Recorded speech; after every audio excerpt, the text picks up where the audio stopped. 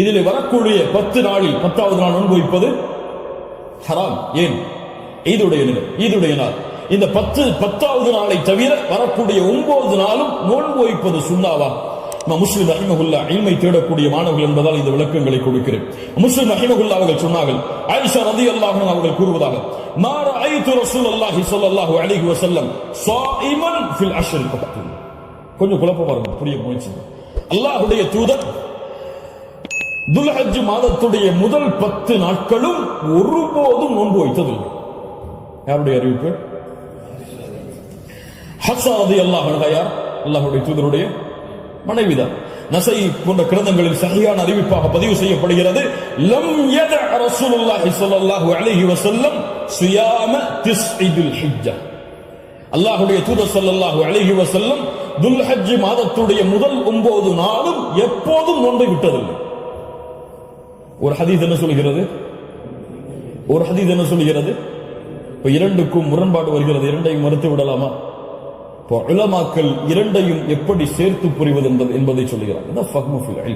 இல்மை புரிந்து கொள்வதுடைய அடிப்படை. எப்படி இரண்டையும் சேர்த்து பார்ப்பது?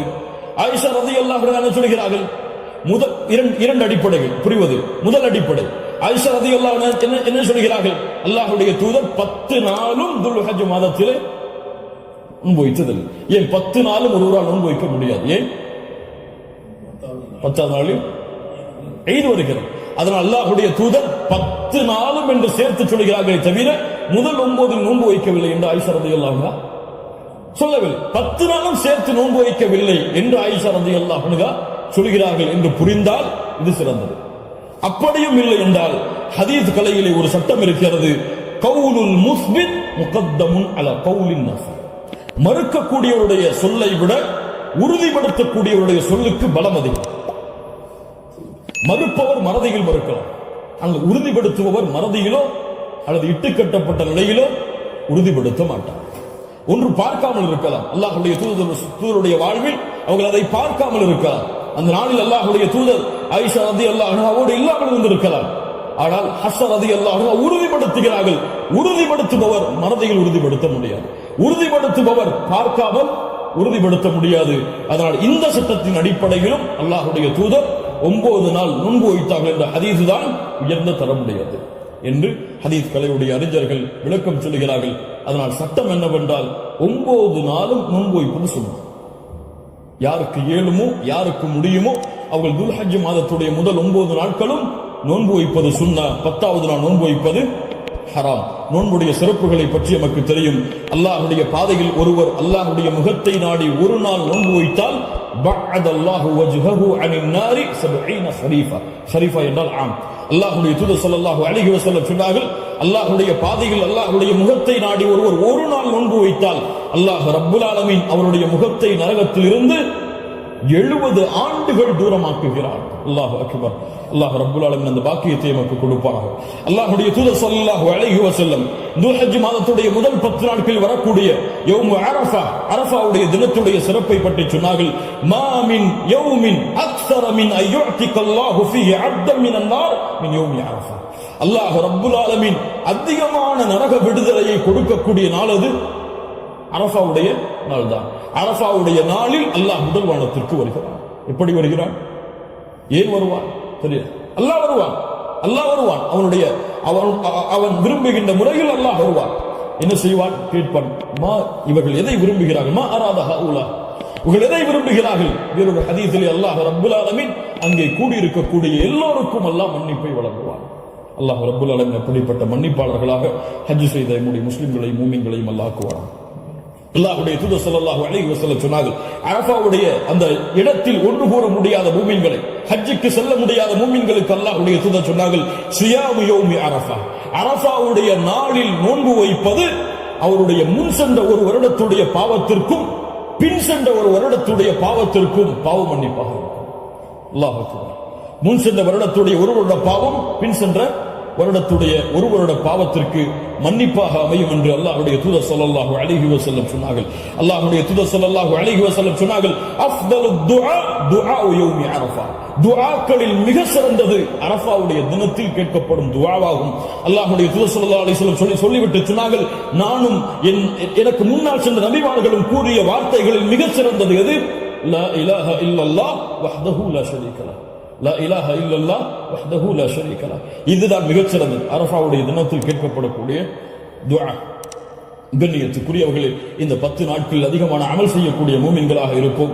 இந்த 10 நாளை எப்படி கண்ணியப்படுத்த வேண்டுமோ அந்த கண்ணியப்படுத்தினால் அல்லாஹ் ரப்புல் ஆலமீன் இந்த நாட்களுக்குரிய உதுஹியாவுடைய ஒரு சிறிய சட்டத்தை மட்டும் கூறிவிட்டு இந்த 10 நாட்களில் அடங்கி இருக்கக்கூடிய இந்த உதுஹியா என்ற கடமையுடைய ஒரு சிறிய சட்டம் என்னவென்றால், அல்லாஹ் ரப்புல் ஆலமீன் உதுஹியா என்றால் அல்லாஹுடைய பெயரை கொண்டு அல்லாஹுடைய முகத்தை நாடி ஒட்டகத்தையோ மாட்டையோ ஆட்டையோ யௌமுன் நஹர் யௌமுல் ஈத் அன்று அல்லது அய்யாமுத் தஷ்ரீக் அதற்கு தொடர்ந்து வரக்கூடிய 11, 12, 13 இந்த நாட்களில் அல்லாஹ்வை நெருங்குவதற்காக இந்த 3 விலங்கினங்களையும் அறுத்து பலியிடுதல் தான் உதுஹியா. அல்லாஹ் ரப்புல் ஆலமீன் கூறுகிறான், இன்னா அத்தய்னாக அல் கௌசர். அல்லாஹ் ரப்புல் ஆலமீன் நபியே கௌசர் என்ற தடாகத்தை உமக்கு வழங்குகிறான். அதனால் ஃபஸல்லி லிரப்பிக வன்ஹர், அல்லாஹ்வை தொழு, அல்லாஹ்விற்கு அறுத்து பலியிடுங்கள். வன்ஹர் வஸ்பா, அல்லாஹ்விற்கு அறுத்து பலியிடுங்கள் என்று அல்லாஹ் ரப்புல் ஆலமீன் கட்டளையிடுகிறான். இந்த உதுஹியாவுடைய விஷயத்தில் உலமாக்கள் மத்தியிலே கருத்து வேறுபாடு இருக்கிறது. சில உலமாக்கள் சொல்கிறார்கள், உதுஹியா என்பது வாஜிப், அதை விட்டால் பாவம். உதுஹியா வாஜிப், அது விட்டால் பாவம்.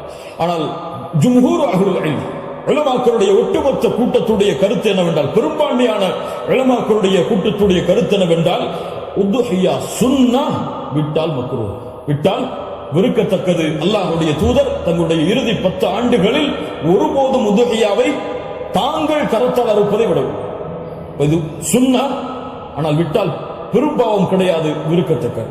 கண்ணியத்துக்குரியவர்களை யாருக்கு அல்லாஹ் வசதி செய்திருக்கிறானோ அவர்கள் எவ்வளவு விலங்கு அந்த ஆடுகளையோ மாடுகளையோ ஒட்டகங்களையோ அறுத்து பலியிட முடியுமோ அவர்கள் அறுத்து பலியிடலாம். ஒருவருக்கு ஒரு ஆடுதான். ஒரு மாட்டை ஒருவர் முழுவதாக அறுப்பதற்கு அவருக்கு செல்வம் இருந்தால், வசதி இருந்தால் அறுக்கலாம். அல்லது அந்த மாட்டை 7 பேர் பங்கு கொள்ளலாம். ஒட்டகமாக இருந்தால் அவர்களும் அதில் 7 பேர் பங்கு கொள்ளலாம். இப்படி ஒரு ஆட்டை ஒருவர், மாடை 7 பங்காக வைக்கலாம், ஒட்டகத்தை 7 பங்காக வைக்கலாம். அல்லது ஒட்டகம் முழுவதையும் ஒருவர் கொடுக்கலாம், மாடு முழுவதையும் ஒருவர் கொடுக்கலாம். 2 ஆடுகள் 3 ஆடுகள் என்று ஏழைகளுடைய கஷ்டங்களை நீக்க அல்லாஹ்வுடைய முகத்தை நாடுபவர்கள் எவ்வளவு அல்லாஹ் அவர்களுக்கு செல்வத்தை விசாலப்படுத்தி இருக்கிறாரோ அவ்வளவு அவர்களும் விசாலப்படுத்தலாம். அந்த விலங்கினங்களுடைய சட்டம் என்ன? ஆடாக இருந்தால் 1 வருடம் பூர்த்தியாக இருக்க வேண்டும், 2வது வருடத்தில் நுழைந்திருக்க வேண்டும். மாடாக இருந்தால் 2 வருடங்கள் பூர்த்தியாக இருக்க வேண்டும், 3வது வருடத்தில் அது நுழைந்திருக்க வேண்டும். ஒட்டகமாக இருந்தால் 5 வருடம் பூர்த்தியாக இருக்க வேண்டும், 6வது வருடத்தில் அது நுழைந்திருக்க வேண்டும். யாருக்கெல்லாம் ஒரு முழு குடும்பமாக ஒரே இடத்திலே ஒரே உணவை சாப்பிட்டு வசித்தால் அந்த முழு குடும்பத்திற்கும் ஒரு ஆடு போதுமானது, அல்லது முழு குடும்பத்திற்கும் ஒரு மாடு போதுமானது, அந்த முழு குடும்பத்திற்கும் ஒரு ஒட்டகம் போதுமானது. ஒரு குடும்பம் மொத்தமாக ஒரே இடத்திலே ஒரே உணவை சாப்பிட்டு இருந்தால், தனித்தனியாக வேறு வேறு உணவுகளை வைத்திருந்தால் அவர்கள் தனித்தனியாக உதுஹியாவை அவர்கள் கொடுக்க வேண்டும். கண்ணியத்துக்குரியவர்கள், இந்த முறையில் இந்த வணக்க வழிபாட்டை செய்வதற்கு அல்லாஹ் நமக்கு உதவி செய்வானாக. லை யனால் அல்லாஹ் லுஹுமுஹா வலா திமாஉஹா, இதனுடைய மாமிசங்களோ இரத்தங்களோ அல்லாஹ்வை சென்றடைவதல்ல. வலாக்கின் யனாலுஹு தக்வா மின்கும், உங்களுடைய உள்ளத்தில் இருக்கக்கூடிய தக்குவாதான் அல்லாஹ்விடத்தில் சென்றடைகிறது. கண்ணியத்துக்குரியவர்கள், நபி இப்ராஹிம் அலைஹிஸ்ஸலாம், இஸ்மாயில் அலைஹிஸ்ஸலாம் அவருடைய தியாகத்தை நினைவு கூறும் பொருட்டு இப்ராஹிம் அலைஹிஸ்ஸலாம் தன்னுடைய மகனை அல்லாஹ் அறுக்க கட்டளையிட்ட போது, நான் அறுக்க தயாராகிறேன் என்று இப்ராஹிம் அலைஹிஸ்ஸலாம் அல்லாஹ்விற்காக தன்னுடைய அல்லாஹ்வுடைய கட்டளையை ஏற்க துணிந்ததை போன்று, யா அல்லாஹ் நீ கூறினால் எதையும் செய்வதற்கு நான் தயார் என்ற தன்மையை வெளிப்படுத்துவதற்கு தான் இந்த யௌமுன் நஹர் யௌமுல் ஈதுடைய தினத்தில் ஆடுகளையோ மாடுகளையோ ஒட்டகங்களையோ அறுக்கக்கூடிய கட்டளை அல்லாஹ் கொடுத்திருக்கிறார். இது ஒரு சடங்காகவோ சம்பிரதாயமாகவோ இல்லாமல் அல்லாஹ்விற்காக செய்யப்படக்கூடிய வணக்க வழிபாடாக எண்ணி இன்று நியத்து வையுங்கள். அல்லாஹ் எனக்கு கொடுத்த செல்வத்தின் அடிப்படையில் இன்ஷா அல்லாஹ் இதை நான் விசாலப்படுத்துவேன். என்னால் எவ்வளவு முடியுமோ அவ்வளவு அல்லாஹ்வுடைய பாதையில் அறுத்து பலியிட்டு ஏழைகளுக்கும் நானும் அதிலிருந்து உண்பேன். கண்ணியத்துக்குரியவர்களை, சிறந்தது என்னவென்றால் நாம் வாழக்கூடிய இடங்களில் அறுத்து பலியிடுதல் தான் சிறந்தது. நாம் வாழாத ஊர்களில் அறுத்து பலியிடுதல் சிறந்தது கிடையாது, உலமாக்களுடைய குர்ஆன் சுன்னாவுடைய ஆதாரங்களின் அடிப்படையில். அதனால் நாம் மறுத்து முழுவதுமாக நாம எடுத்துக்கொள்ளலாம், அல்லது ஏழைகளுக்கு முழுவதுமாக கொடுக்கலாம், உறவினர்களுக்கு முழுவதுமாக கொடுக்கலாம். இதில் ஹதீஸ் அடிப்படையில் தெளிவான ஆதாரங்கள் எவ்வளவு பங்குகளை வைக்க வேண்டும் என்பதற்கு கிடையாது. ஆனால் 3 பங்காக வைத்து கொடுக்கப்பட வேண்டும் என்பது ஹதீஸ் கலையிலே ஹதீஸிலிருந்து இஜ்திஹாத் அதை ஆய்வு செய்து முடிவெடுத்த உலமாக்கள் இப்னு கையிம் போன்றவர்கள் 3 பங்காக அதை வைத்து பங்கிட வேண்டும் என்று விளக்கம் சொல்கிறார்கள். இன்ஷா அல்லாஹ் அதுவும் சிறந்ததுதான். ஒரு பங்கு எமக்கு, இன்னொரு பங்கு உறவினர்களுக்கு, இன்னொரு பங்கு ஏழைகளுக்கும் கொடுத்து உதவலாம். அல்லது பங்குகள் முழுவதுமாக ஏழைகளுக்கும் கொடுக்கலாம், அதிலிருந்து நாமும் முழுவதுமாக சாப்பிடலாம். இதில் எந்த தவறும் கிடையாது. அல்லாஹ் ரப்புல் ஆலமீன் இன்னும் விளக்கங்கள் உங்களுக்கு தேவை இருந்தால் உலமாக்களை அணுகி அதை கேட்டுக்கொள்ளுங்கள். அல்லாஹ் ரப்புல் ஆலமீன் இந்த இறுதி 10 நாட்களை கண்ணியப்படுத்தக்கூடிய இந்த இறுதி 10 நாட்களில் அதிகமான அமல்களை செய்து அல்லாஹ்வுடைய பொருத்தத்தை பெறக்கூடிய நல்மக்களாக அல்லாஹ் ரப்புல் ஆலமீன் என்னையும் உங்களையும் ஆக்கி அருள்புரிவானாக. அஸ்ஸலாமு அலைக்கும் வரஹ்மத்துல்லாஹி வபரகாத்துஹு.